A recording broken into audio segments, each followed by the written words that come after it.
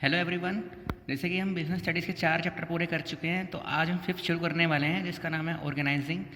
जब हमने first chapter में पढ़ा था मैनेजमेंट फंक्शंस के बारे में, जो थे planning, organising, staffing, directing and controlling, तो ये आज हम दूसरे फंक्शन के बारे में डिस्कशन करेंगे नेक्स्ट वीक तक।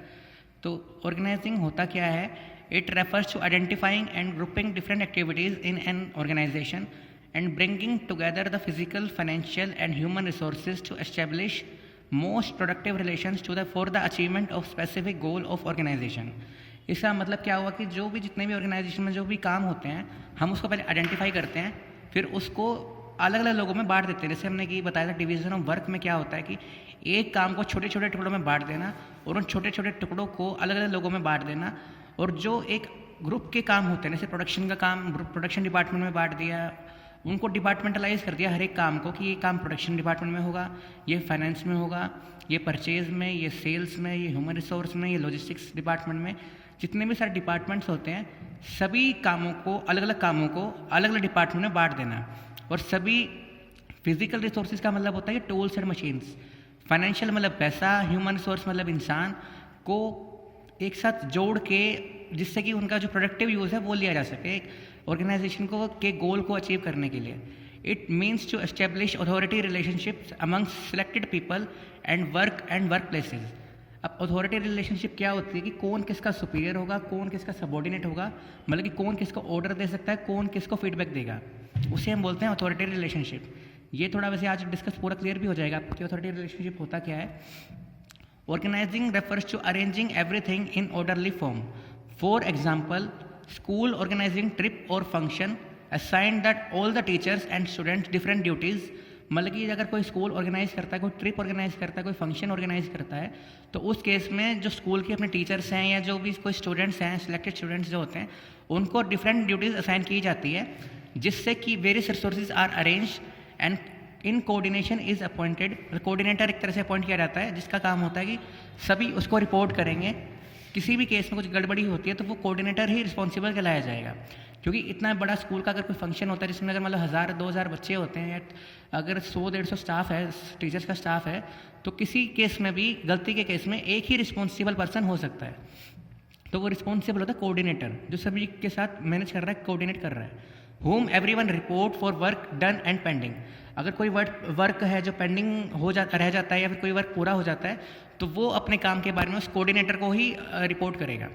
तो ये एक तरह से होता है ऑर्गेनाइजिंग कि सभी टीचर्स और स्टूडेंट में काम बांटना, मीन्स डिवीजन ऑफ वर्क, फिर उनको ड्यूटीज असाइन कर देना, फिर उनको डिपार्टमेंटलाइज कर देना कि कौन मेकअप का काम संभालेगा, या जैसे अगर हमने स्पोर्ट्स का फंक्शन लें तो कौन आउटडोर में संभालेगा, कौन इंडोर संभालेगा, कौन क्लास लेगा, और आउटडोर में भी कौन कौन सा गेम संभालेगा। तो वो होती है असाइनमेंट ऑफ ड्यूटीज़। उससे पहले हम कहते हैं डिपार्टमेंटलाइजेशन, जैसे कि इंडोर आउटडोर है, ये डिपार्टमेंटलाइजेशन है। फिर हम ड्यूटीज असाइन करते हैं, फिर लास्ट में हम क्या करते हैं कि अथॉरिटी किसके पास रहेगी, क्योंकि जब हम इतने सारे काम करेंगे तो किसी पर्सन के पास अथॉरिटी भी होनी चाहिए। अगर वो रिस्पॉन्सिबल है तो अथॉरिटी भी उसके पास होनी चाहिए। ये टॉपिक हम डिस्कस कर चुके हैं प्रिंसिपल्स ऑफ मैनेजमेंट में, under principle authority and responsibility. जिसका मतलब होता है कि अथॉरिटी का मतलब होता है डिसीजन टेकिंग पावर होना, और रिस्पॉन्सिबिलिटी का मतलब होता है obligation to complete a job on time. अगर मेरे पास रिस्पॉन्सिबिलिटी है तो मुझे अथॉरिटी भी चाहिए होगी। तो अब आगे मैं एग्जांपल ले लेता हूँ आपका। ऑर्गेनाइजिंग होता कैसे है, क्या है? It means to design a chart defining designation. जो ऑर्गेनाइजिंग चार्ट होता है, इसमें आप डेजिग्नेशन नोट डाउन करते हैं। इसमें ये नहीं लिखता कि mister Mukesh, mister Ram, mister Shyam, ऐसा कोई नाम नहीं आता है ऑर्गेनाइजिंग चार्ट में। इसमें खाली डेजिग्नेशंस आती हैं, जो उनका ओहदा होता है, जिस पोजीशन में वो काम करते हैं, वो लिखा जाता है बिना किसी पर्सनल नेम के। तो जैसे सबसे ऊपर मैनेजिंग डायरेक्टर है, फिर 4 डिपार्टमेंट बना रखे हैं मैंने, डिपार्टमेंटलाइज कर रखा है। प्रोडक्शन मैनेजर अलग है, सेल्स डिपार्टमेंट अलग है, परचेज डिपार्टमेंट, फिर फाइनेंस डिपार्टमेंट अलग है। फिर मैंने एक एग्जांपल ले रखा है प्रोडक्शन डिपार्टमेंट का, कि प्रोडक्शन में फिर एक मैनेजर के अंडर में जूनियर मैनेजर है, फिर सुपरवाइजर है, फिर क्लर्क है, फिर लेबर है। थोड़ा मैं क्लियर कर देता हूँ कि प्रोडक्शन मैनेजर एक तरह से यहाँ पे अथॉरिटी है। अथॉरिटी के ऊपर एक अथॉरिटी है मैनेजिंग डायरेक्टर। इसमें नॉर्मली स्केलर चेन फॉलो होती है, जैसे आपको दिख रहा है कि मैनेजिंग डायरेक्टर से फिर बात आई प्रोडक्शन मैनेजर तक, फिर जूनियर मैनेजर, फिर सुपरवाइजर, फिर क्लर्क, फिर labour. Managing director directly labour से बात नहीं कर सकता है, वो स्केलर चेन में बात चलती है, अगर आप नोट डाउन करें तो ये। तो जो ये चीज़ है, इसमें अथॉरिटी रिलेशनशिप का मतलब क्या होता है कि अथॉरिटी मैनेजिंग डायरेक्टर के पास है। प्रोडक्शन मैनेजर जो है मैनेजिंग डायरेक्टर को रिपोर्ट करेगा। प्रोडक्शन मैनेजर सुपीरियर होता है जूनियर मैनेजर का। जूनियर मैनेजर प्रोडक्शन मैनेजर को सब मतलब एक तरह से रिपोर्ट करेगा। जूनियर मैनेजर ऑथोराइज है सुपरवाइजर के लिए, मतलब ये सुपीरियर है इसके लिए, ये सुपीरियर है इसके लिए, ये सुपीरियर है इसके लिए, और ये इसके लिए सबॉर्डिनेट है, ये इसके लिए सबॉर्डिनेट है। मतलब एक तरह से जो हायर पोजीशन पे होता है वो अपने नीचे वाले के लिए सुपीरियर होता है, और जो लोअर होता है वो अपने से ऊपर वाले के लिए सबॉर्डिनेट होता है कि उसे सारे ऑर्डर्स मानने होते हैं।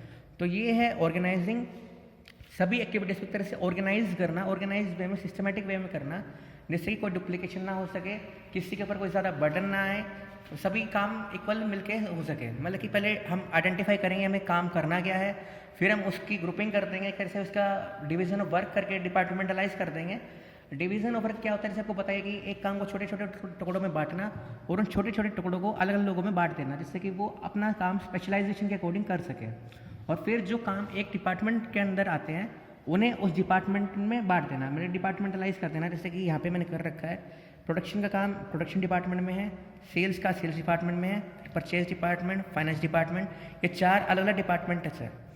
तो ये जो एक पर्टिकुलर काम है क्लर्क का, ये डिवीजन ऑफ वर्क का प्रोडक्ट है, बट डिवीजन ऑफ वर्क में सिर्फ क्लर्क का काम है क्लरिकल काम करना। फिर इन सारे काम को प्रोडक्शन डिपार्टमेंट में डिपार्टमेंटलाइज कर देना। अब हम इसके प्रोसेस कर लेते हैं कि प्रोसेस क्या है, बस आज का टॉपिक है ऑर्गेनाइजिंग एंड ऑर्गेनाइजिंग प्रोसेस। तो जैसे इसमें दिख ही रहा है प्रोसेस में क्या होता है। पहला पॉइंट है identification and division of work. पहले हम आइडेंटिफिकेशन करते हैं वर्क को कि वर्क क्या है, मीन्स कि division of work, make sure there is no duplication of work. जैसे मैंने बताया कि डिवीजन ऑफ वर्क में क्या होता है कि सभी को एक एक पर्टिकुलर कोई काम का टुकड़ा करना, फुलफिल परफॉर्म करना है, कोई परफॉर्मेंस करनी है, तो उसकी वजह से क्या श्योरिटी हो जाती है कि काम में कोई डुप्लीकेशन नहीं होती है, कोई एक काम जो है दोबारा या बार बार नहीं होता है।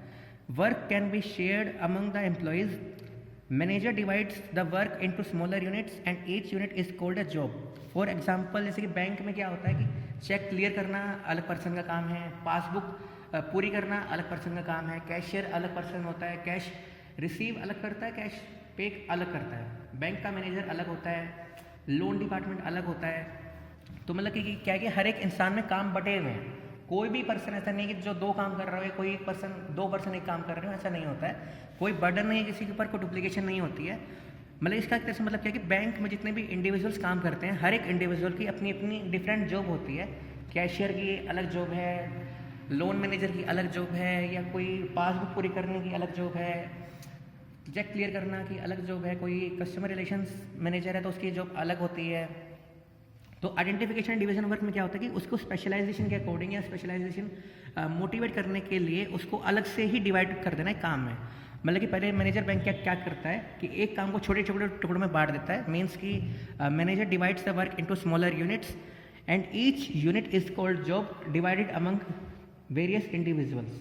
मतलब कि अलग अलग इंडिविजुअल्स में उन छोटे छोटे टुकड़ों को बांट दिया जाता है। जैसे मैंने आपको पहले एक एग्जांपल दे रखा है डिवीजन ऑफ वर्क में कि एक टेबल बनानी है लकड़ी की, तो लकड़ी काटना अलग पर्सन का काम है, जॉइन करना अलग का काम है, उसे पेंट करना अलग का काम है, पॉलिश करना अलग का काम है। तो जैसे 4 काम मैंने बताए हैं। बैंक में भी अलग अलग काम होते हैं, चेक क्लियरेंस का, लोन डिपार्टमेंट का, उसका कैशियर का काम, सभी का अलग अलग होता है, उसे हम बोलते हैं division of work.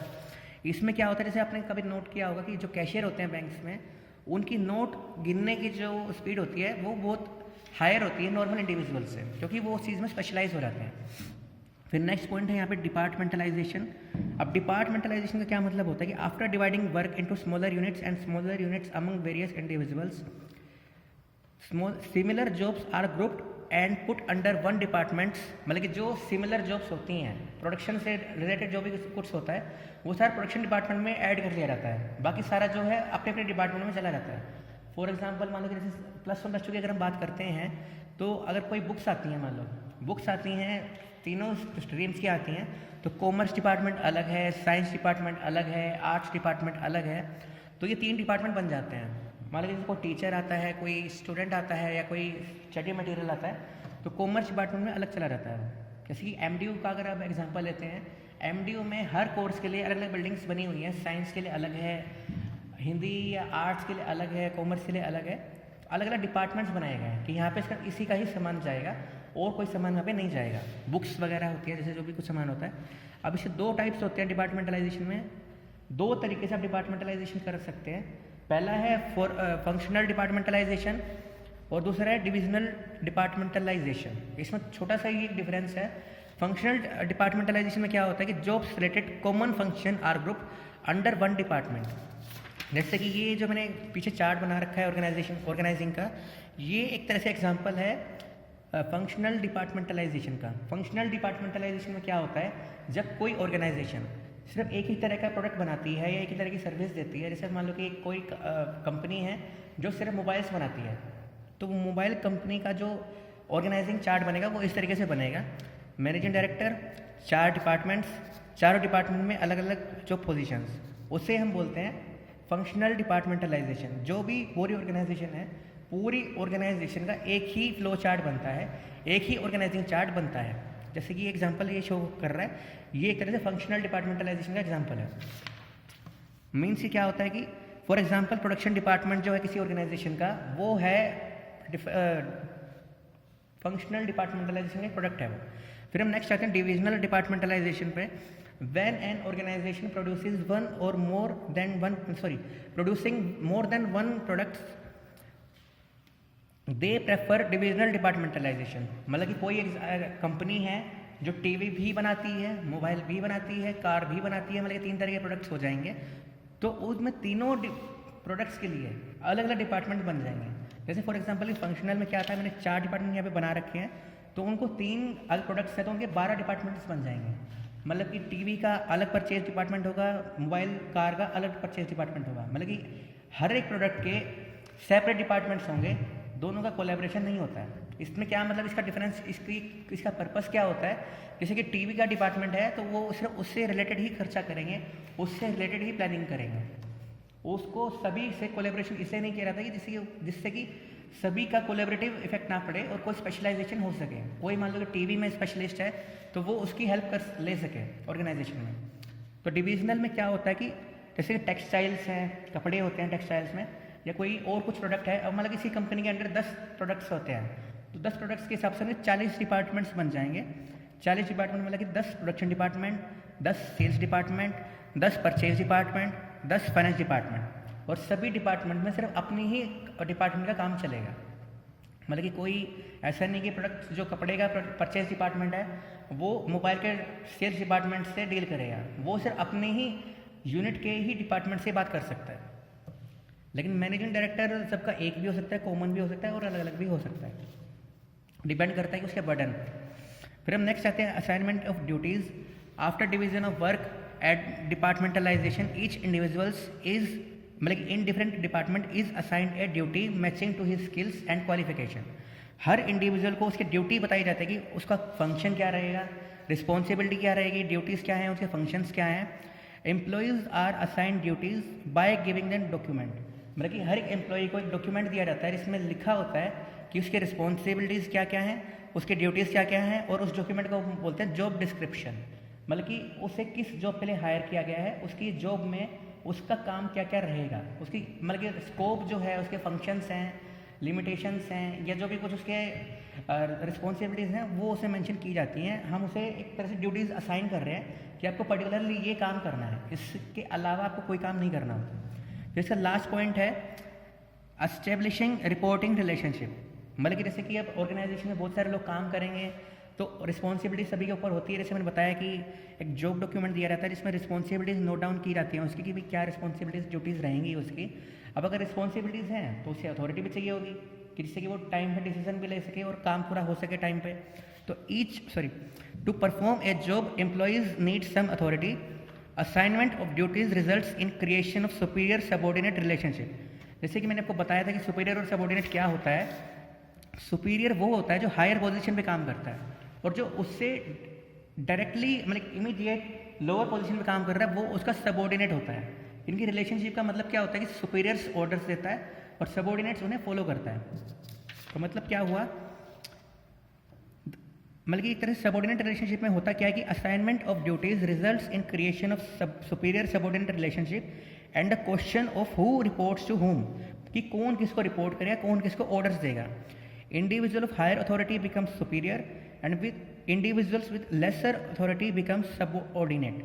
Principal of scalar chain भी मैंने सबको बताया ही कि प्रिंसिपल ऑफ स्केलर चेन इसमें फॉलो हो रहा है कि मैनेजिंग डायरेक्टर पहले अपने प्रोडक्शन मैनेजर को बोल रहा है, वो अपने सबऑर्डिनेट को, फिर वो अपने सबऑर्डिनेट को, ऐसे ऐसे धीरे धीरे बात लेबर तक जा रही है। एक तरह से ये है टॉप लेवल मैनेजमेंट है, ये मिडल लेवल मैनेजमेंट है, ये 3 है लोअर लेवल मैनेजमेंट के, ये है प्रोडक्शन एरिया। ठीक है, ये चीज़ आपको से भी समझ में आ रही है। तो ये था हमारा आज का टॉपिक कि ऑर्गेनाइजिंग क्या होता है, ऑर्गेनाइजिंग की प्रोसेस क्या होती है। ऑर्गेनाइजिंग होती है identifying and division of work, then departmentalisation की। डिपार्टमेंटलाइजेशन में क्या होता है कि सारे जो सिमिलर जॉब्स होती हैं उनको एक डिपार्टमेंट में डाल दिया जाता है। फॉर एग्जाम्पल कि प्रोडक्शन डिपार्टमेंट का काम प्रोडक्शन डिपार्टमेंट में डाल दिया जाता है, क्लरिकल काम क्लरिकल में डाल दिया जाता है, फाइनेंस का फाइनेंस में, ह्यूमन रिसोर्स का ह्यूमन रिसोर्स में, और लॉजिस्टिक्स का मतलब होता है लॉजिस्टिक्स जो ट्रांसपोर्टेशन में होती है, गाड़ियाँ जो होती हैं जिससे सामान दूसरी जगह तक पहुँचता है, वो डाला जाता है लॉजिस्टिक्स में। फिर उसके बाद असाइनमेंट ऑफ ड्यूटीज़ होती है, ड्यूटीज़ असाइन की जाती है हर एक इंडिविजुअल को, जिसमें उसको डॉक्यूमेंट मिलता है कि उसमें उस ऑर्गेनाइजेशन में उसका क्या रोल रहेगा, क्या उसकी ड्यूटीज़ हैं, क्या उसकी पावर्स हैं, राइट्स हैं, और क्या उसकी रिस्पॉन्सिबिलिटीज़ होती हैं। विद अथॉरिटीज़ कम अथॉरिटीज़ की उसको डिसीजन टेकिंग पावर भी मिलती है। तो उससे पता चलता है कि उसका डेजिग्नेशन क्या है, मतलब कि वो कौन से लेवल पे काम कर रहा है, मैनेजरियल लेवल पे, टॉप लेवल पे है, मिडल लेवल पे है, या लोअर लेवल पे है, या प्रोडक्शन एरिया में है, प्लेटफॉर्म एरिया में है। उससे ये पता चलता है कि कौन किसको रिपोर्ट करेगा, कौन किसका बॉस है, कौन किसका सबऑर्डिनेट है, और कौन किस लेवल पे काम करता है। तो ये थी ऑर्गेनाइजिंग प्रोसेस। Thank you.